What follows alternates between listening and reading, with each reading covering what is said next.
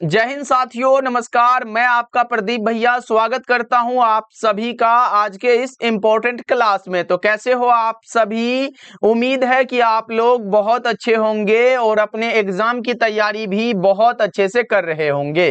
तो साथियों, आज के क्लास में हम लाए हैं आपके लिए 12th क्लास के केमिस्ट्री का top 70 most important objective question. और बच्चों, ये सभी प्रश्न आपके एग्जाम के लिए बहुत ज्यादा इंपॉर्टेंट है।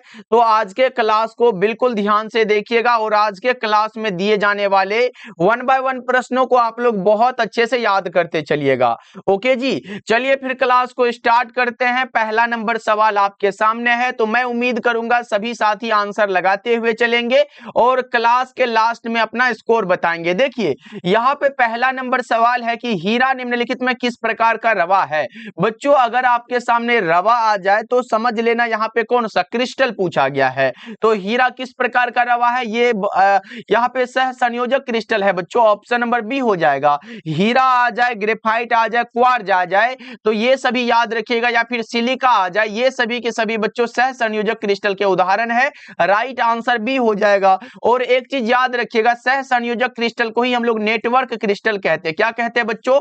यहाँ पे याद रख के चलिएगा, इसे ही हम लोग नेटवर्क क्रिस्टल भी कहते हैं। तो सह संयोजक रहे या फिर नेटवर्क रहे, आप लोग दोनों को लगा के आओगे बच्चों। ओके, चलो अगला नंबर सवाल का जवाब बताओ। और बच्चों, जितना भी मैं अलग से बताऊं ना, उसे भी आप लोग याद रखते चलिएगा। यहां पे बताओ, बेरवादार ठोस का उदाहरण कौन है? बेरवादार मतलब अक्रिस्टलीय ठोस का बच्चों वो रबर हो जाएगा। रबर आए, प्लास्टिक आए, कांच आ जाए, यही तो होता है ना साथी। ऑप्शन नंबर डी इसका बिल्कुल करेक्ट हो जाएगा। और बच्चों, ये क्लास बहुत इंपॉर्टेंट है, क्लास को बिल्कुल ही ध्यान से देखिएगा और आपको लास्ट में बताना है कितना ये सही कर पाते हो आप लोग। यहाँ पे तीसरा बता के चलो, रवा में जब इलेक्ट्रॉन ऋणायन द्वारा खाली स्थान में पकड़ लिया जाता है तो यहाँ पे कौन सा दोष होता है? वो होता है सर एब्सेंटर। क्या हो जाएगा? एब्सेंटर। राइट आंसर सी हो जाएगा। चलो, चौथा नंबर सवाल है, क्रिस्टल कितने प्रकार के होते हैं भैया? वही ना, एक होता है नेटवर्क क्रिस्टल, यहाँ पे एक होता है धातुई क्रिस्टल, आणविक क्रिस्टल और आयनिक क्रिस्टल। 4 प्रकार के हो गए। तो यहाँ पे हो जाएगा ऑप्शन नंबर ए, 4 का ए लगाइएगा। ओके, चलिए यहाँ पे 5वां नंबर सवाल का जवाब बताओ, घनाकार क्रिस्टल में ब्रेविस जालकों की संख्या कितनी होती है? बच्चों, घनाकार क्रिस्टल में ब्रेविस जालकों की संख्या यहाँ पे 3 होती है। ऑप्शन नंबर ए बिल्कुल करेक्ट हो जाएगा। चलो अगला बता के चलो, यहाँ पे 6 नंबर सवाल आपके सामने है, समपराशरी विलयन डॉट डॉट डॉट के बराबर होते हैं। ये मोलर सांद्रण के बराबर होते हैं। किसके बच्चा पार्टी? यहाँ पे मोलर सांद्रण के बराबर होते हैं। ओके, चलो अगला बता के चलो साथी, एक बार सभी साथी क्लास को लाइक कर लीजिएगा। जितने बच्चे नए जुड़ रहे हो, न्यू जुड़ रहे हो, आप लोग कमेंट करिएगा ये क्लास को आप कहाँ से देख रहे हो और सब्सक्राइब कर लीजिएगा। नए बच्चे को मैं बता दूं, डेली क्लास का टाइम शाम के 7 बजे और शाम के 8 बजे है। यहाँ पे बताओ, टिंडल प्रभाव किसमें पाया जाता है? ये पाया जाता है बच्चा पार्टी, बताना जरा 7 का। ये सॉल में पाया जाता है बच्चों। किसमें पाया जाता है? सॉल में पाया जाता है। चलो अगला बता के चलो, यहाँ पे 8 नंबर सवाल है, CsCl क्रिस्टल की संरचना कैसी होती है? बच्चों, अगर CsCl पूछे तो आप BCC बताओगे, और अगर NaCl पूछे ना तो आप FCC बता के चलना। ये दोनों इंपॉर्टेंट है बच्चों, ऐसे पूछा गया था। सोडियम क्लोराइड क्रिस्टल की संरचना कैसी होती है? तो FCC यानी कि बच्चों फलक केंद्रित में होती है। ओके, चलो 9 नंबर सवाल का जवाब बताओ, निम्न में ताप द्वारा प्रभावित नहीं होती है। बच्चों, ताप के द्वारा मोलल प्रभावित नहीं होती है। प्रति केजी विलायक में घुले हुए विलय के मोलों की संख्या को यहाँ पे मोललता कहते हैं। एक चीज याद रखो, यहाँ पे बच्चों मोललता के लिए मोल पर केजी में आता है, तो ये ध्यान रखिएगा, इंपॉर्टेंट है। ओके, अगला बता के चलो 10 नंबर सवाल है, निम्न में विलयन के अनुसंख्यक गुण कौन सा है? बच्चों, विलयन का अनुसंख्यक गुणधर्म वह है जो विलयन में उपस्थित विलय के कणों की संख्या पर निर्भर करता है। और इसके लिए 4 एग्जाम्पल होता है। एक होता है परासरणी दाब, क्वथनांक का उन्नयन, हिमांक का अवनमन, और कौन सा होता है? वाष्प दाब का आपेक्षिक अवनमन। 4 हो गया बच्चों। यहाँ पे परासरणी दाब जो है ना, ये अनुसंख्यक गुणधर्म का उदाहरण है। ओके, अगला बता के चलो आप लोग, यहाँ पे 11 नंबर सवाल है, विलयन की चालकता किसके समानुपाती होती है? आयनों की यहाँ पे संख्या के बच्चों, क्या नंबर ऑफ आयंस हो जाएगा। चलो अगला नंबर सवाल का जवाब बताओ, यहाँ पे 12 नंबर सवाल है, निम्न में से विद्युत का सबसे अच्छा चालक कौन सा है? वो ग्रेफाइट है। क्या है भैया जी? ग्रेफाइट है। ऑप्शन नंबर बी बिल्कुल करेक्ट हो जाएगा 12 का। ओके, चलो यहाँ पे 13 नंबर सवाल देखो, आयनीकरण का सिद्धांत किसने दिया था बच्चों? आयनीकरण का सिद्धांत दिया था यहाँ पे आर्हेनियस ने। किसने दिया था?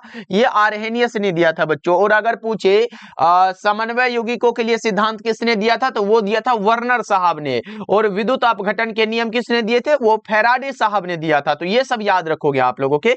चलो अगला नंबर सवाल का जवाब बताओ कि फैराडे का प्रथम नियम क्या है? बच्चों आपने पढ़ा होगा ना, एम समानुपाती सी टी होता है, फिर एम बराबर जेड सी टी हुआ था, और जेड एक नियतांक है जिसे विद्युत रासायनिक तुल्यांक बता के चलते हैं। लेकिन यहाँ पे जेड की जगह ई दिया है, तो यहाँ पे लिख दो एम बराबर ई सी टी हो जाएगा। ओके चलो अगला बता के चलो, यहाँ पे हो जाएगा 15 नंबर सवाल है। बताओ यहाँ पे क्या है बच्चों, आपने पढ़ा होगा एक फैराडे बराबर 96,494 कूलम। यहाँ पे बच्चों पूरा एडजेक्ट याद रखो। और इसके बराबर क्या हो जाता है? इसके बराबर आपने पढ़ा होगा 96,500 कूलम। ये लगभग में बच्चों, अगर एग्जाम में आया अगर लगभग में लिखा है तो ये 96,500 लगा दीजिएगा।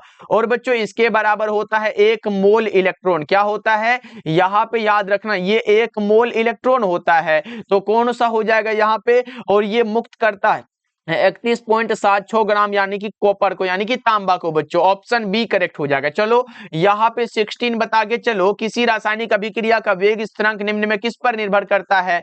बच्चों ये टेम्परेचर पर।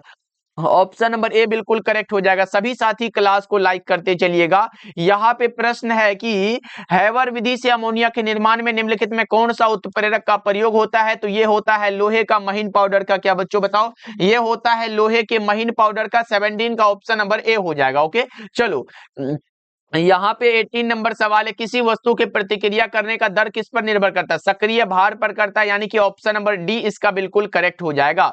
चलो अगला बता के चलो बच्चा पार्टी, प्रथम कोटि की अभिक्रिया के लिए वेग स्थिरांक की इकाई क्या होती है? सेकंड इनवर्स होता है। और बच्चों यहाँ पे शून्य वाला ये इंपॉर्टेंट है, यहाँ पे क्या आ जाएगा? ये होता है mole litre inverse second inverse. ये शून्य कोटि के लिए होता है, तो ये ध्यान रखिएगा। और द्वितीय के लिए क्या होता है? यहाँ पे ये भी आप याद रख सकते हो, द्वितीय के लिए होता है mole inverse litre second inverse. Okay चलो अगला नंबर सवाल है, निम्नलिखित में कौन लायोफिलिक कोलाइड है? लायोफिलिक कोलाइड बच्चों गम है, गोंद। ऑप्शन नंबर बी बिल्कुल करेक्ट हो जाएगा। चलो यहाँ पे अगला बता के चलो, टाइलिन नामक एंजाइम का स्रोत क्या हो जाएगा? ये हो जाएगा जीव का लार बच्चों। यहाँ पे क्या हो जाएगा? ऑप्शन नंबर सी हो जाएगा। चलो बहुत अच्छे साथी। अगला बता के चलो, यहाँ पे प्रश्न क्या है? दूध एक उदाहरण है। दूध किसका उदाहरण है बच्चों? दूध किसका उदाहरण हो जाएगा एक बार बताना? पायस का हो जाएगा। राइट आंसर इसका डी लगा दो आप लोग। चलो यहाँ पे अगला बता के चलो, साबुन ग्रीस को किसके द्वारा निकालता है? साबुन ग्रीस को बच्चों इमल्सीकरण के द्वारा निकालता है। राइट आंसर इसका बी लगा दो आप लोग। चलो यहाँ पे ये रहा, सामान्य ताप एवं दाब पर किसी गैस के 1 मोल का आयतन 22.4 लीटर का होता है। तो ये तो आसान आसान प्रश्न है, जल्दी जल्दी से हम लोग कर लेते हैं। देखो यहाँ पे है निम्नलिखित में कौन धातु सामान्यतः मुक्त अवस्था में पाया जाता है? सोना नाम सुने हो बच्चों? बिल्कुल स्वतंत्र अवस्था में ये पाया जाता है। अगला बता के चलो, लोहे का मुख्य ऑक्साइड है इसका कौन सा होगा? हेमेटाइट। हेमेटाइट बच्चों, हेमेटाइट का सूत्र क्या होता है? Fe2O3 होता है, ये याद रखिएगा। ये एक ऑक्साइड है इसका। चलो यहाँ पे बता के चलो, यहाँ पे 27 नंबर सवाल है, निम्नलिखित में कौन सा कथन है जो सही है? कौन सा यहाँ पे कथन है जो बच्चों सही है? तो वो हो जाएगा सभी यहाँ पे अयस्क खनिज होते हैं। ऑप्शन नंबर ए करेक्ट हो जाएगा। चलो यहाँ पे बता के चलो बच्चों, कॉपर पायराइट अयस्क है किसका? कॉपर पायराइट तो कॉपर का ही अयस्क होगा। और कॉपर पायराइट का सूत्र क्या होता है? CuFeS2 होता है। CuFeS2 साथी। ओके चलो यहाँ पे अगला बता के चलो, सल्फाइड एस्को का सांद्रण किस विधि द्वारा होता है? फेन उत्प्लावन विधि के द्वारा। 29 का ऑप्शन ए लगा दो, बिल्कुल सही जवाब है। चलो यहाँ पे बताओ, ओलियम का सूत्र क्या हो जाएगा बच्चों? अगर ओलियम का सूत्र पूछे ना तो H2S2O7 बताइएगा। अगर यहाँ पे बच्चों फ्रियोन का पूछा जाता है, फ्रियोन का जिसे क्लोरोफ्लोरोकार्बन कहते हैं, CCl2F2 होता है। ये याद रखिएगा आप लोगों के। चलो अगला बता के चलो आप लोग, 31 नंबर सवाल है, उजला और पीला फास्फोरस क्या है? अपर रूप है। क्या है? अपर रूप हो जाएगा। यानी कि 31 का ए वाला ऑप्शन करेक्ट हो जाएगा। चलो अगला बता के चलो, यहाँ पे 32 नंबर सवाल है। नाइट्रिक अम्ल तैयार किया जाता है ओस्टवाल्ड विधि से बच्चों। क्या यहाँ पे ओस्टवाल्ड विधि हो जाएगा 32 का। ओके चलो, और बच्चों संपर्क विधि से क्या तैयार होता है? H2SO4 तैयार होता है, यानी कि सल्फ्यूरिक एसिड जिसे गंधक अम्ल कहते हो। हैबर विधि से NH3 तैयार होता है।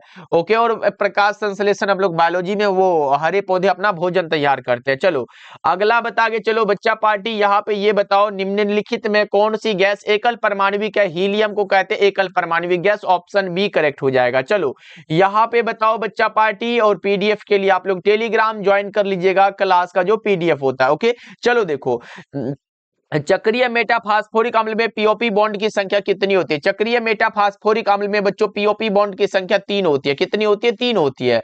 चलो अगला बता के चलो, यहाँ पे 35 नंबर सवाल है। XeF4 की आकार कैसी होती है? XeF4 की आकृति बच्चों वर्ग समतलीय स्क्वायर प्लेनर होती है। ओके चलो अगला बता के चलो, 36 नंबर सवाल है। निम्नलिखित में कौन सा बंध है जो सबसे ज्यादा प्रबल है? क्लोरीन और क्लोरीन के बीच का बॉन्ड होता है। क्या होता है?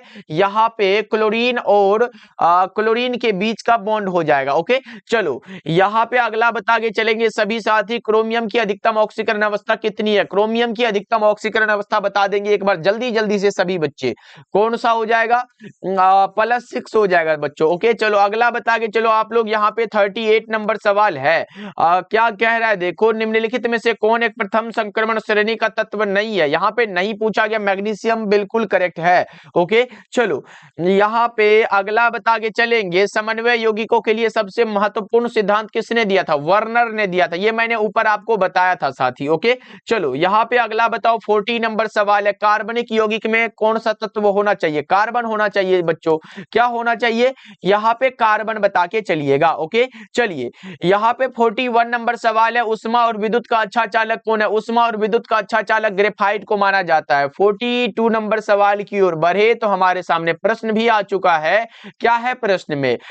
विटामिन B12 में क्या उपस्थित रहता है? विटामिन B12 में बच्चों कोबाल्ट रहता है। क्या रहता है? कोबाल्ट रहता है। ऑप्शन ए करेक्ट है। चलो अगला बता के चलो, इथेन में कार्बन का संकरण क्या होता है? इथेन में कार्बन का संकरण sp3 होता है। बताओ एक बार, यहाँ पे पूछेंगे अमोनिया में बच्चों NH3 में N का संकरण क्या होता है? तो sp3 होता है। उसके बाद हीरे में पूछे ना बच्चों, हीरे में कार्बन का संकरण तो sp यहाँ पे 3 होता है, तो 3 ये सब याद रखिएगा आप लोग। ओके चलो अगला बता के चलो, यहाँ पे 44 नंबर सवाल है। कार्बन कार्बन यहाँ पे सिंगल बॉन्ड की लंबाई कितनी होती है? एकल बॉन्ड है बच्चों, बताओ जल्दी से क्या हो जाएगा? एकल बॉन्ड की लंबाई 1.54 एंगस्ट्रॉम ये हो जाएगा डबल बॉन्ड, और ये हो जाएगा ट्रिपल बॉन्ड के लिए। चलो अगला नंबर सवाल आपके सामने है। SN2 क्रियाविधि में किसका निर्माण होता है? संक्रमण अवस्था का। ऑप्शन बी लगा देंगे, बिल्कुल करेक्ट है। चलो अगला बता के चलो, अल्कोहल में सक्रिय क्रियाशील मूलक कौन सा होगा? ये अल्कोहल का है बच्चों, ROHI ना, तो ये समझ लेना अल्कोहल का है। ये कार्बोक्सिलिक एसिड का है। और ये किसका है बताओ जरा सा? ये किसका है साथी? ये हो KETON होता है। बताओ एक बार, ये हो जाएगा कीटोन का हो जाएगा। उसके बाद ये किसका है? ये है सर एल्डिहाइड का। किसका है? ये एल्डिहाइड का है। तो ये भी याद रखेंगे आप सभी। ओके चलो अगला बताओ, 47 नंबर सवाल है। ग्लिसरॉल क्या है? आपने पढ़ा होगा इसका स्ट्रक्चर कैसे होता है। CH2OH प्लस में CHOH और फिर में CH2OH, ऐसे करके होता है। कैसे? ऐसे करके साथी। तो बता दो ये क्या होता है? ट्राईहाइड्रिक अल्कोहल होता है। राइट आंसर सी हो जाएगा। ओके चलो बहुत अच्छे बच्चों, आंसर लगाते चलिएगा, और एक बार क्लास को सभी बच्चे लाइक कर लीजिएगा। बच्चा पार्टी तबीयत थोड़ा डाउन है, फिर भी हम क्लास को बहुत अच्छे से ले रहे हैं, ये हमें लग रहा है। चलो यहाँ पे अगला बता के चलो, 48 नंबर सवाल है। प्राइमरी अल्कोहल का उत्प्रेरक निर्जलीकरण से क्या मिलता है? जल्दी से बताओ 48 नंबर सवाल का जवाब। बहुत अच्छे, आपने पढ़ा होगा ना RCH2OH वाला। तो ये हमें एल्डिहाइड मिलता है। क्या मिलता है बच्चों? ये एल्डिहाइड मिलता है। राइट आंसर डी हो जाएगा। चलो अगला बता के चलो, यहाँ पे प्रश्न है कि मेथनॉल का सूत्र क्या हो जाएगा? कास्ट स्पिरिट भी इसे कहते हैं बच्चों, और इसका सूत्र बता के चलो, इसका सूत्र है CH3OH होता है। ये तो आसान सा प्रश्न है। चलो अगला बता के चलो बच्चों, एक एल्डिहाइड के ऑक्सीकरण से क्या प्राप्त होता है? यहाँ पे दो प्रश्न बन गया जी। एक अम्ल प्राप्त होता है जो कि कार्बोक्सिलिक अम्ल होता है। है, आपने पढ़ा होगा ना बच्चों ऐसे करके RCH2OH वाला, फिर इसको ऑक्सीडेशन आप इसमें कराते हो तो फिर क्या बनता है R, यहाँ पे कौन सा बनता है COOH बनता है, फिर इसका ऑक्सीडेशन कराते हो तो RCHO बनता है।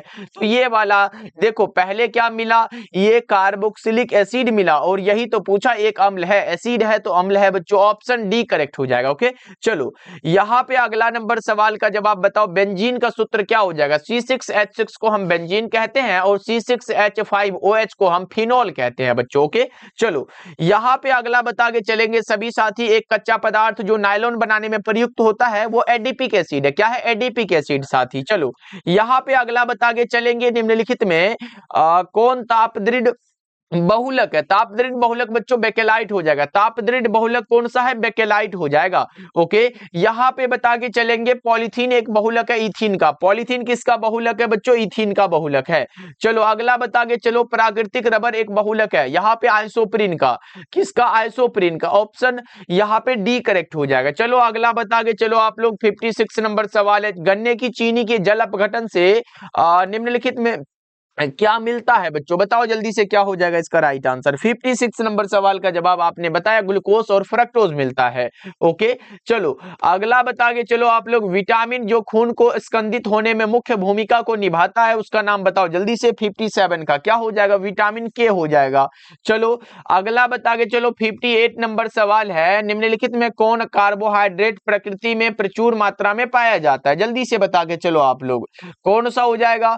यहाँ पे सेल्यूलोज करेक्ट हो जाएगा, ध्यान रखना आप सभी। चलो अगला बताओ यहाँ पे प्रश्न क्या है, 59 नंबर सवाल, विटामिन ई की कमी से निम्नलिखित में कौन सा रोग होता है। विटामिन ई बच्चों जनन क्षमता में कमी, ये विटामिन B1 की कमी से बेरी बेरी होता है, विटामिन सी की कमी से स्कर्वी रोग होता है। ओके चलो अगला बता के चलो, 60 नंबर सवाल है, निम्नलिखित में कौन विटामिन जल में घुलनशील है। जल में घुलनशील बी और सी होता है, विटामिन बी और विटामिन सी जल में सॉल्युबल होता है बच्चों। ओके चलो और वसा में घुलनशील भी एग्जाम में आ सकता है, वसा में घुलनशील ए होता है, डी होता है, ई होता है और के होता है, ये 4 विटामिन वसा में घुलनशील है। ओके चलो अगला बताओ यहाँ पे, एंजाइम क्या है, एंजाइम प्रोटीन है। क्या है बच्चों, प्रोटीन है। राइट आंसर सी लगा दो 61 का। ओके चलो अगला बताओ आप लोग, यहाँ पे प्रश्न बना हुआ है, क्या है, कोशिका का पावर हाउस किसे कहा जाता है, माइटोकॉन्ड्रिया को। बायोलॉजी में आपने पढ़ा होगा बच्चों, क्या हो जाएगा इसका, डी हो जाएगा। चलो अगला नंबर सवाल का जवाब बताओ, मनुष्य की लार में पाया जाने वाला, ये तो मैंने बताया टाइलिन नामक एंजाइम पाया जाता है, ऑप्शन ए लगा दो ना। चलो अगला बताओ आप लोग, निम्नलिखित में कौन कृत्रिम मीठा भी करता है, वो होता है सैकरीन, यहाँ पे स्पार्टेम और सोडियम साइक्लोमेट, ये सभी के सभी ऑप्शन डी हो जाएगा। चलो अगला बता के चलो आप लोग, प्रश्न है कि वह पदार्थ जो शरीर के ताप को कम करता है, यहाँ पे शरीर के ताप को कम करेगा तो ज्वरनाशी हो जाएगा, यहाँ पे ज्वर को कम करेगा तो क्या कहलाएगा बच्चों, ज्वरनाशी हो जाएगा ना। और यहाँ पे दर्द निवारक पीराहारी, तो ये तो हमारा कौन सा, एनाल्जेसिक होता है। और प्रतिजैविक, ये बैक्टीरिया का संक्रमण करता है। चलो अगला नंबर सवाल है कि डेटोल का उपयोग किया जाता है, डेटोल का उपयोग बच्चों किसके रूप में किया जाता है, बताना जरा। 66 नंबर सवाल का जवाब आपने बताया सर ये एंटीसेप्टिक के रूप में होता है। 67 का बताओ आप लोग, यहाँ पे प्रश्न है बुझा हुआ चूना कौन सा है, बताओ आप लोग, बुझा हुआ चूना कौन सा हो जाएगा, वो हो जाएगा CaOH का whole twice. Right answer C हो जाएगा। चलो अगला बता के चलो, वह पदार्थ जो पेट की अम्लता को प्रभावहीन करता है, वह पदार्थ जो पेट की अम्लता को प्रभावहीन करता है, साथ ही वो कहलाता है प्रति अम्ल, ऑप्शन सी करेक्ट हो जाएगा। चलो अगला बता के चलो आप लोग, निम्नलिखित में कौन ब्रॉड स्पेक्ट्रम एंटीबायोटिक नहीं है, जल्दी से बताओ इसका राइट आंसर क्या हो जाएगा। 69 का वो हो जाएगा पेनिसिलिन। चलो अगला बताओ आप लोग, और आज के क्लास का लास्ट सवाल है कि ग्लूकोज में कायरल कार्बन की संख्या 4 होती है, ग्लूकोज में कायरल कार्बन कितने होते हैं भैया जी, 4 होते हैं। 70 का ऑप्शन नंबर ए हो जाएगा। ओके बच्चों चलो इस क्लास में हमने केमिस्ट्री के पूरे 70 ऑब्जेक्टिव को कवर किया। आप अपना स्कोर बता देना कमेंट करके, सभी साथी अपना स्कोर को कमेंट में लिख दीजिएगा कितना सही हुआ है बच्चों, और क्लास को सभी साथी लाइक कर लीजिएगा। मिलते हैं फिर अगले क्लास में। और बच्चों डेली क्लास का टाइम याद रखिएगा, शाम के 7 बजे और शाम के 8 बजे। और बच्चों यहाँ पे टेलीग्राम पे विद्या आनंद सर्च करके ज्वाइन हो जाइएगा, वहां पे आपको क्लास का PDF भी भेज दिया जाता है। और अगले क्लास में मैं आपको बताऊंगा, अभी से भी आप ऐसा एक नोट्स मैं आपके लिए बनाया हूं, अभी से पढ़ के लाने वाला, वो अगले क्लास में मैं बता दूंगा, और वो आप अच्छे से पढ़ के अच्छा नंबर लेके आओगे फिजिक्स, केमिस्ट्री और बायोलॉजी में। ओके बच्चों, मिलते हैं फिर अगले क्लास में।